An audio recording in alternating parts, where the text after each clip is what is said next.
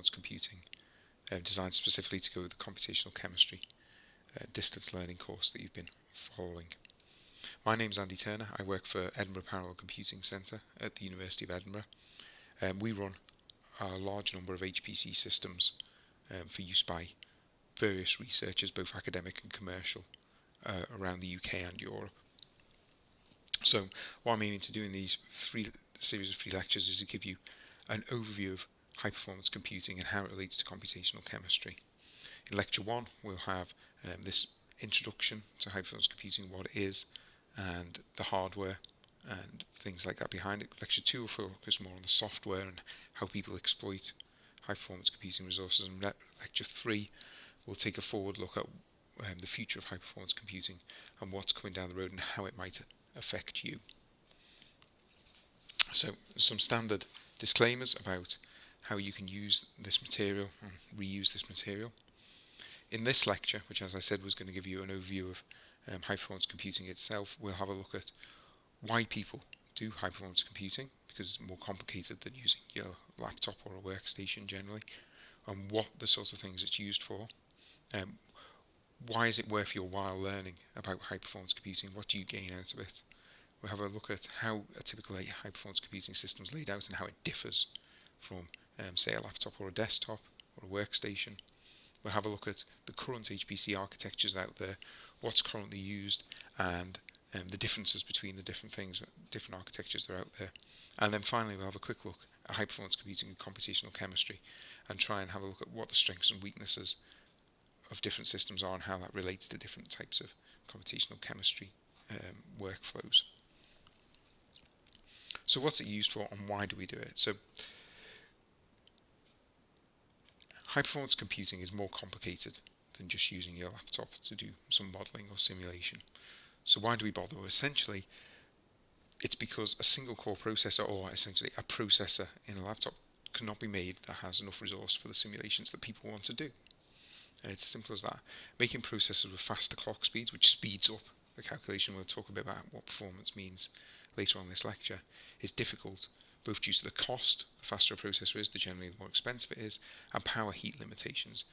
It's quite hard to build a processor that's fast enough that won't just melt itself, and you have to get rid of that heat somehow. And also it costs a lot of money with the increasing cost of electricity to power these processors. And it's very expensive to put a large amount of memory on a single processor, so what you really want to, as your computing power increases, you generally need larger and larger amounts of memory to hold the bigger and bigger problems you're looking at. And adding more and more memory to a single processor is incredibly expensive and can be quite inefficient depending on how the memory's set up. So the solution has been, in high performance computing for a long time now, parallel computing. So you divide the work up between numerous linked systems. So each of these individual systems is cost effective in its own right, but you have to pay a bit more to link them together, and it introduces complications in making it harder to program and harder to use generally. So this parallel computing hit high performance computing, this parallel computing paradigm hit high performance computing quite a long time ago now, but now it's starting to have an impact on all computing, right? Almost all laptops, workstations are multi-core, some of them are even multi-socket. Even your phone is generally a multi-core processor now. So this generic parallel machine that I've described looks a bit like this, and a good way of thinking about it in your head to understand it is essentially really a collection of multi-core laptops, pretty standard laptops, joined together in some way by some sort of network, usually almost always involving cabling of one sort or another, either cabling, copper cabling or optical cabling. And this is what it looks like. The packaging is obviously a bit different because it's not actually a set of laptops, but the packaging is just about getting power efficiency and manufacturing efficiency for the systems involved. And what sort of things do people use these high performance computing, parallel computing systems for?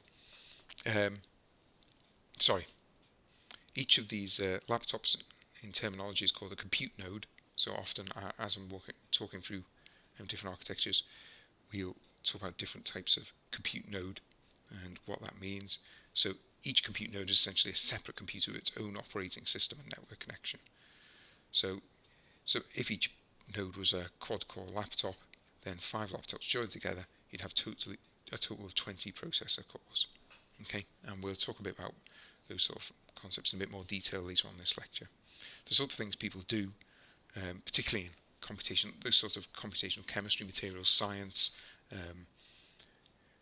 biomolecular science area things. So here's a few examples from one of the systems we run, which is called Archer, so the UK National Supercomputing Service.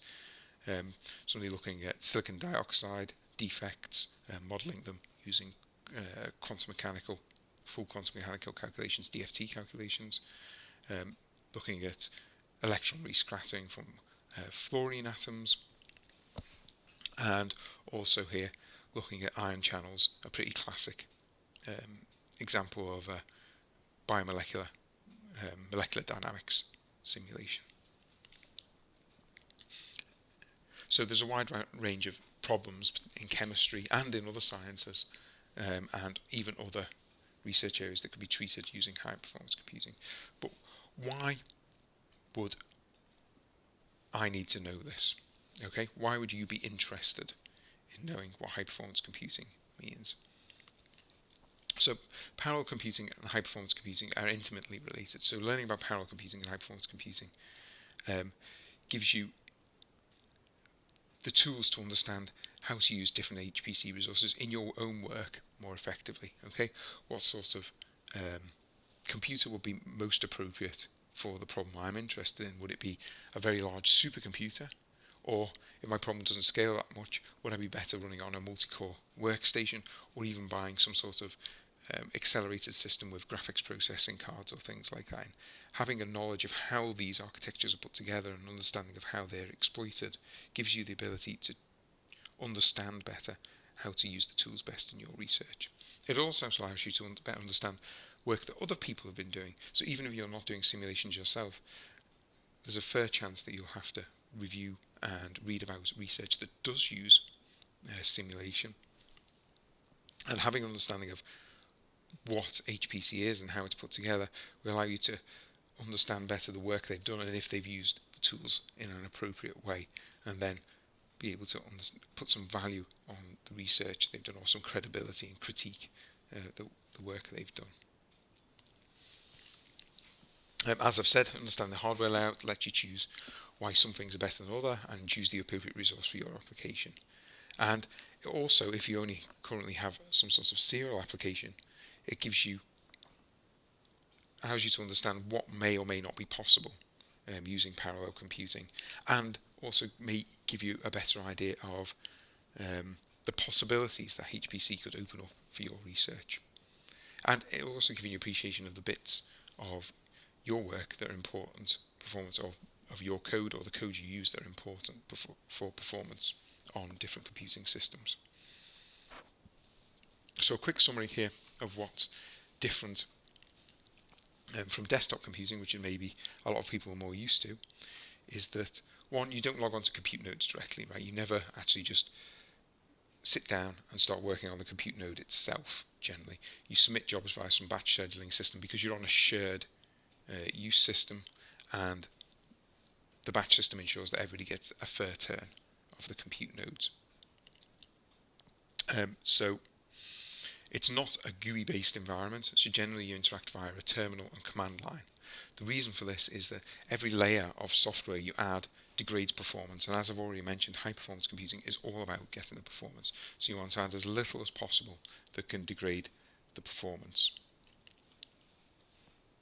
You share the system with many users, usually many hundreds of users, even thousands on some of the very big systems. And the resources are more tightly monitored controlled, so you tend to have disk quotas that apply particularly to you or your research group, and you often have a certain amount of CPU time that you're allowed to use, and once you've used that up, you have to go back and ask for a bit more. So the main difference is it's not GUI, and there's less layers of software. Also, the tools used on the system are more bespoke, so rather than very generic things, you'll have libraries that give very high performance for particular types of calculations and things like this. And we'll see a bit more of this later on. So I mentioned there in the differences between desktop and high performance computing, some of the differences in layout in terms of batch system. Well, here's a picture that might help you understand a bit more about how it works. So here we have the users at this end, and they generally interact with some sort of login nodes via an SSH terminal, and you can upload and download data in this way too, via some method. So you'll log in and work here. This is where you'd put your input files and read your output files and do your analysis and all that sort of stuff. And then the compute nodes will be sort of abstracted behind a batch system. So you'll submit some sort of job to the queue, be it an interactive job or a job that you just go away, leave, and come back later and get the results.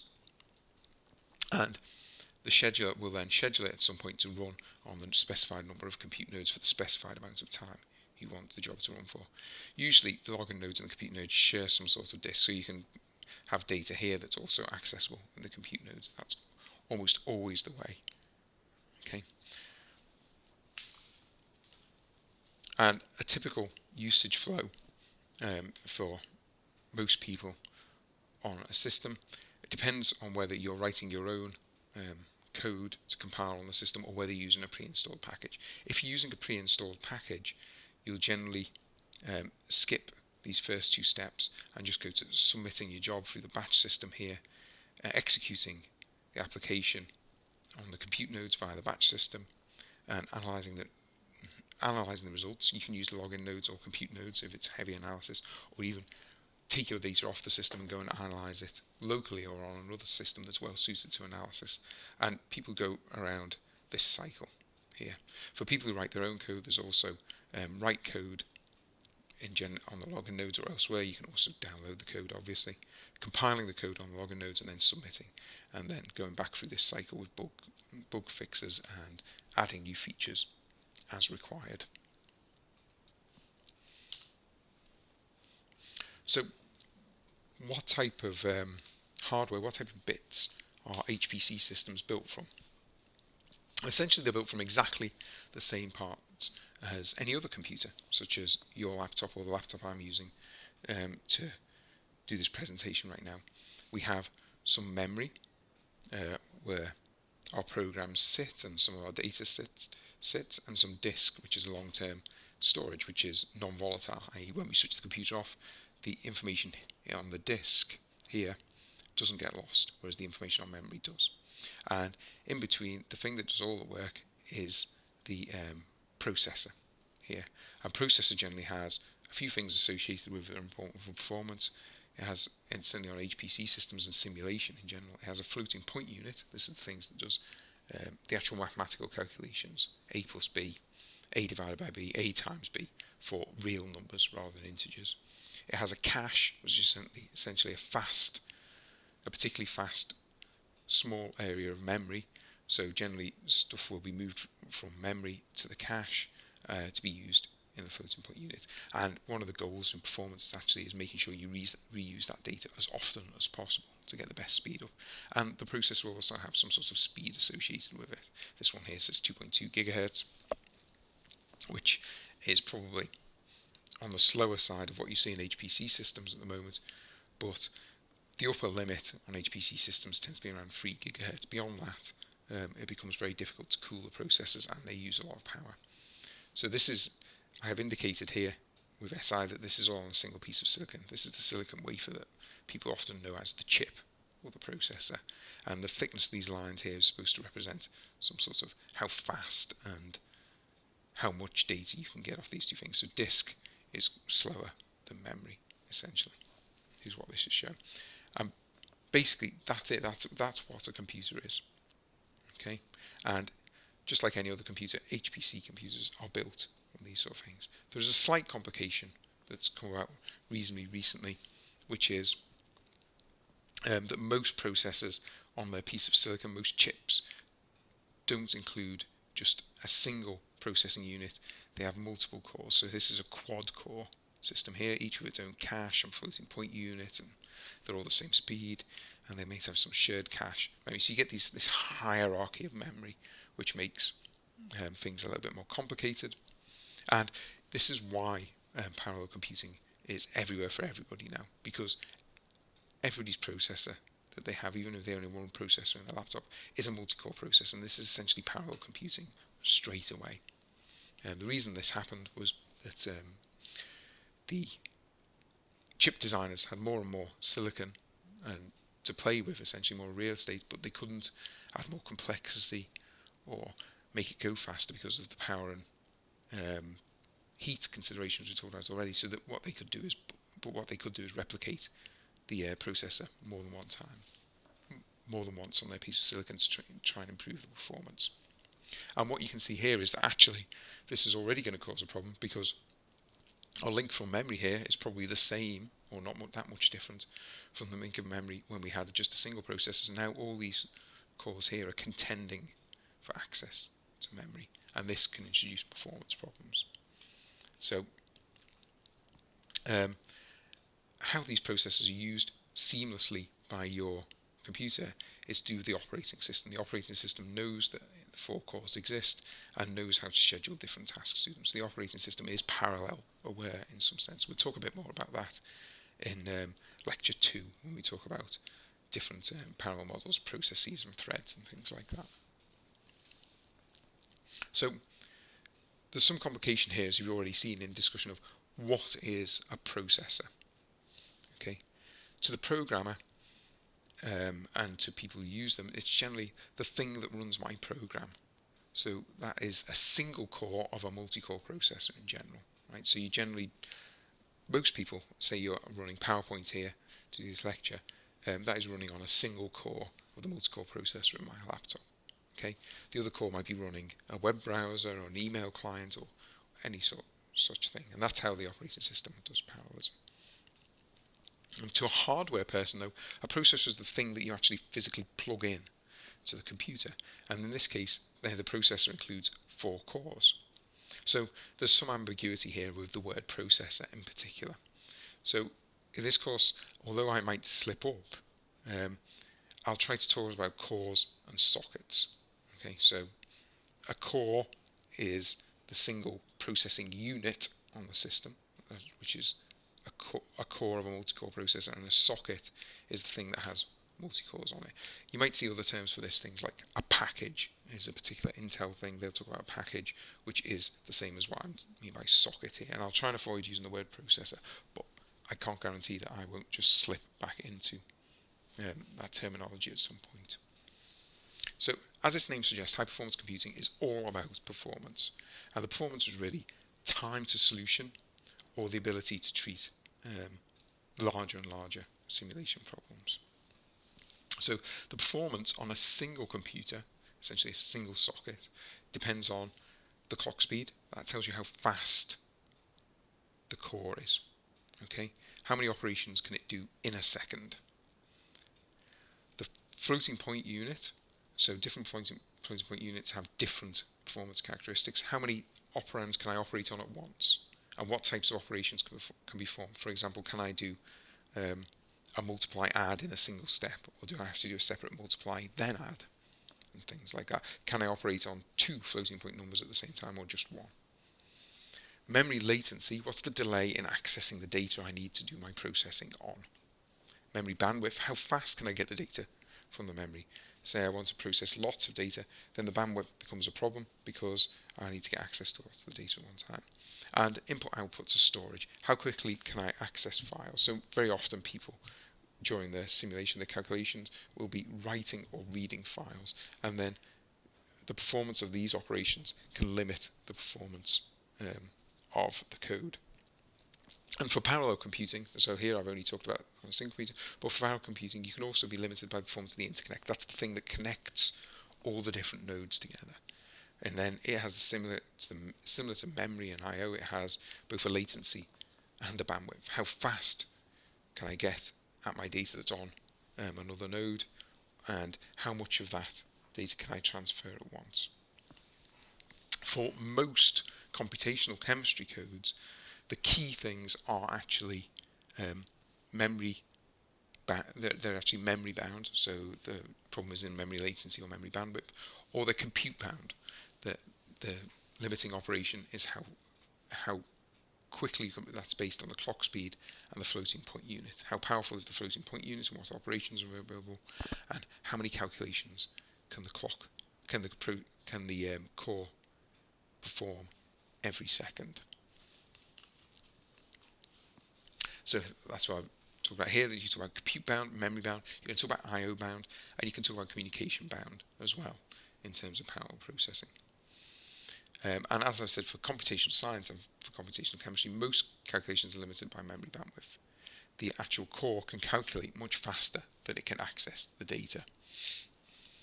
This wasn't true in the past, where everything was compute bound, essentially, and that's why faster and faster cores were better and better. So if the speed of your core doubled, you generally got double the performance in your code. But that's not happening anymore because of the advent of multi-core processors. It's the memory subsystem now that's limiting performance rather than the speed of the CPU, of the core. So that's a quick overview of what a single computer is and what the performance of a single computer depends on. How are these? I've talked about that these single computers are combined together to make parallel HPC machines. So what do these things actually look like? So in this section we're going to have a quick look at what HPC architectures are out there and maybe some of the strengths and weaknesses of the two of them. So the first one I'm going to talk about is something called a shared memory architecture. They're very simple to use and conceptually simple to understand, but they're very difficult and expensive to build. So you can see some of the strengths and weaknesses already. So these are called symmetric multiprocessing architectures, and what they consist of is all of your sockets here at the bottom connected to a single piece of memory. So what it looks like, a bit like conceptually, is what we've already seen in terms of the multi-core processor. You have multiple cores connected to the same memory. The difference here is that each of these bits here, these units here, can be a separate piece of silicon, and then you provide some extra technology to make them work with a single large amount of memory. Okay, and all the cores have the same access to memory, so it looks like a giant multi-core machine. So not many, these used to be the most common type of HPC architecture maybe 15 years ago or so, but you don't see very many of them anymore. So you do occasionally see something that'll have a huge amount of memory, but the numbers of cores you tend to get on such a machine are on the order of hundreds, maybe up to 1,000, 2,000 at the most, because it's very, very expensive and difficult to build. This technology to allow the memory to be accessed in a uniform manner is costly, and the connection between the interconnects, it doesn't really scale as you scale up the number of processing cores. There are some examples of where you can build it in software essentially. So rather than using hardware to do this, you can use software to do it. But the performance of that it's quite difficult to get good performance from that sort of setup. So as the time of shared memory sort of came to an end, and there's a few still around, but not many, distributed memory architectures took over. And this is the sort of what people know as clusters, and they're linked together using some sort of interconnect. So this is similar to the sort of naive parallel model I showed earlier with the laptops and the interconnect, in that you have multiple computers, essentially, each with their own multi-core socket or multiple multi-core sockets, all connected together by some sort of interconnect. So actually, in reality, each of these is a shared memory machine of some sort, even if it's just because it's a multi-core socket. And then the key to getting performance out of these sort of things is exploiting the different levels of parallelism. So there's parallelism generally parallelism on the node in terms of multi-core and shared memory, and then there's parallelism in the interconnect. But there are a lot, and this sounds inherently complicated. In some senses it is, but there's a lot out there to help you. So the way that these different nodes talk to each other is now pretty standardized through a library called the Message Passing Interface MPI, and we'll talk a bit more about that in lecture 2 and show you how it works. And originally people just did this sort of message passing everywhere, and that model is starting to pay off less and less. And as I've said before, each self-contained part is a node, and each node runs a copy of its own copy of the OS. So essentially, all of these are separate computers, just tied together in some way.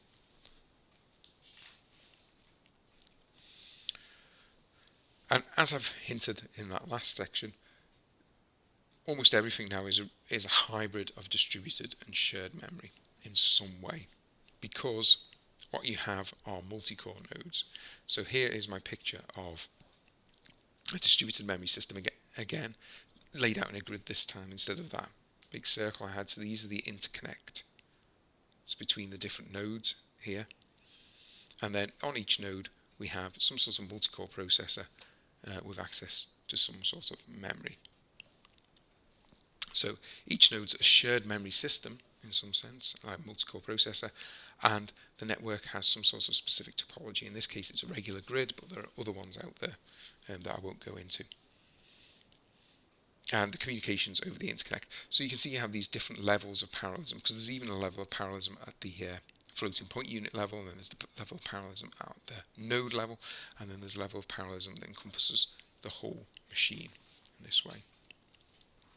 So an example of a modern parallel system would be Archer. This is the UK National Supercomputing Service, funded by EPCC and NERC, and operated by ourselves here at EPCC, and it's a Cray machine. So what it has on each node, it has two 12-way multi-core sockets. These are essentially 24 cores per node. These are Ivy Bridge, Intel Ivy Bridge processors. So each node is essentially, in some ways, a 24-core shared memory machine. And each node runs its own copy of Linux. And then there are 4,920 of these nodes, all connected together by some sort of interconnect. And this interconnect on this machine is built by a company called Cray, who are a relatively famous high-performance computing company, and the model is an Aries. So on Archer there are almost 120,000 cores in total, all connected together in some way, but there is this hierarchy and these different levels of architecture types within the machine. And there's a picture of it here. It's all packaged up, although inside each of these cabinets are sets of blades with all the processors, with all the sockets and cores on them, and then the cabling is in the back here that connects them all together, and actually it goes over little bridges between the different aisles. For computers, you can see there's actually two different types of cabinet here. You got 1, 2 cabinets with blades in, and then this funny short cabinet, and this is actually the cooling infrastructure. This is just full of fans that blow air through the system to keep it cool. Because even though we're using standard technologies here, standard sockets and cores, keeping them cool when there's so many of them in a small space is still a big challenge, and that's what all that infrastructure is to do. So the one thing I haven't mentioned so far that some of you may heard of are things called accelerated graphics processing units, GPUs, and the Intel Xeon Phi many core accelerators. How do they fit in to the picture? Because I haven't mentioned them at all yet. So a lot of HPC machines do have accelerators in them, but they just build them in using this hybrid architecture model. So you have a certain amount of accelerators per node, and then the nodes are connected by interconnects in the same way. So essentially the accelerators are built in on the node level, and communication from accelerator to accelerator then depends on the hardware. So GPUs, some of them, particularly ones made by NVIDIA, support direct communication. So essentially they can go out over the interconnect and talk directly to another GPU that's on another node.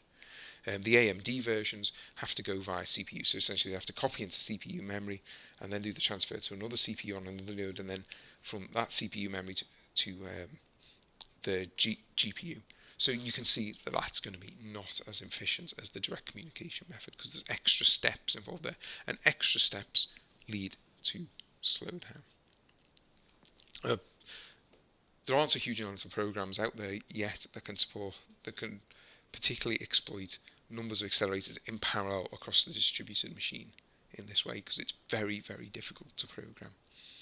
So we won't say much more about accelerators in these short lectures, but there is a whole area of active HPC research and active code development going on to try and exploit these components, because they are actually incredibly powerful.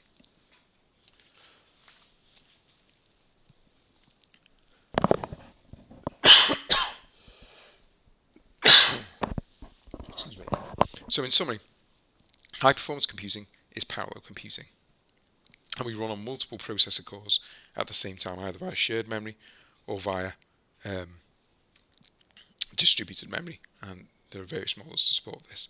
We typically use standard processors that also go into other servers and laptops and things like that, but link many of thousands of them together using some sort of interconnect, and we need a fast network then for inter-processor communications. And that's what you actually pay for when you buy your machine, your HPC machine, really. That's what distinguishes the really expensive high-end HPC machines from the more cluster commodity end of the market, is the performance of that inter-processor communication. So how do HPC and computational chemistry fit together? Well, in my head at least, there are 3 different classes of computational chemistry or materials science, and all of them constitute a huge amount of usage of HPC systems around the world, and in the UK in particular. The system I showed you earlier, Archer, computational chemistry and materials science account for more than 50% of the usage on the machine. So computational chemistry and materials science are no slouches in the exploitation of these technologies. The 3 categories that I generally split them into in my head anyway are classical simulations, essentially molecular mechanics, usually in terms of molecular dynamics, but people also do structure optimizations and Monte Carlo simulations and things like that as well. There's molecular electronic structure calculations. These are what people typically think of usually when they're thinking of computational chemistry. So these are molecular orbital calculations on isolated molecules in a vacuum, often. So using programs like Gaussian and things like that. And then actually the largest class we certainly see in the UK of simulations on the largest HPC system are periodic electronic structure calculations. So these are structures of either ordered condensed phase, crystalline, solids and things like that at the quantum mechanical level using density functional theory, or even amorphous condensed phase, liquids, biomolecules, things of this order. And these have traditionally been huge exploiters of large HPC systems. So classical simulation and example packages that we commonly see for those, on our systems anyway, are things like GROMACS for biomolecular simulations and NAMD as well. LAMPS maybe for the more materials science and coarse-grained type simulations. And generally it's used on all machine types from laptops to supercomputers. Very flexible. It depends on the size of your system, the characteristics of the system you're studying, how well it scales out to use multiple processors in parallel. This is one of the classes of programs that can exploit accelerators like GPUs and Xeon Phi very well, because the pairwise force evaluations are very compute intensive and can be easily parallelized. There's lots of independent calculations on there, especially for large systems. So what this means that if you're going to run a lot of classical simulation type calculations, it can be more effective to buy your own workstation with numbers of GPUs in them, rather than applying for time on large HPC systems. Having said that, there are some cases where large HPC systems are really the only solution for you. And the statistical methods that are inherent often in these classical simulations, things like replica exchange, are really excellent for exploiting the power of the largest supercomputers. They're one of the few applications that really can keep up with the scaling of the hardware as we get up from 10,000 processors to 100,000 processors to more and further on. And these statistical methods can continue to exploit the systems and get real scientific value from them as the systems grow. Molecular electronic structure calculations, the example packages maybe that we come across in this area are typically Gaussian NWChem, games. People use these on their own laptops and workstations, and on quite often smaller HPC facilities. That's because most calculations are actually quite small. What you tend to have are a small number of atoms, maybe with a large number of basis functions, and the way these calculations are based on diagonalization of matrices and these sorts of operations makes it very difficult particularly for smaller systems to exploit the largest supercomputers. That's not saying they can't, and we have seen examples of people running things like NWChem across hundreds of thousands of cores on supercomputers, but then the systems tend to be much larger, so they'll be doing, for example, like a droplet of water or that sort of thing rather than single molecules. They generally don't work very well with accelerators. The accelerators many-core model, the GPU Xeon Phi many-core machines at the moment, just because the algorithms they're based on. And finally, periodic electronic structure. So example packages here might be things like CP2K, CASTEP, VASP. People use them all the way down from the use them on HPC facilities of all sizes, but not so much on laptops and workstations because they really do exploit the parallel nature of supercomputers. They can exploit the largest supercomputers, and we've seen some very big calculations running on our facilities here, and they struggle to adapt to accelerated many-core due to the highly interconnected nature of the Fourier transfer algorithm that's integral to the performance of these programs. But as with everything I've mentioned here today, these are areas that are very active. People are actively working to change these properties of the codes, maybe using new algorithms, maybe think about programming things in a different way. And there's a lot of work going on to make sure that all the codes from all these classes can exploit current architectures and future HPC architectures that we'll mention in lecture 3. And as for the classical simulations, you can always use these statistical approaches to gain extra scaling and to exploit very large HPC facilities. So that's a very quick overview of high-performance computing in general, with a bit of a focus on computational chemistry at the end. I'll put the link up here to the EPCC website. We're a centre of excellence for novel computing at the University of Edinburgh, and we host a large number of supercomputers and something called the UK Research Data Facility, which people can use to analyse large data sets. We do run MSc programmes in HPC and data science. If you're interested in those sorts of things, feel free to get in touch and ask us questions about this. I'll be back with lecture 2 in this series, which is on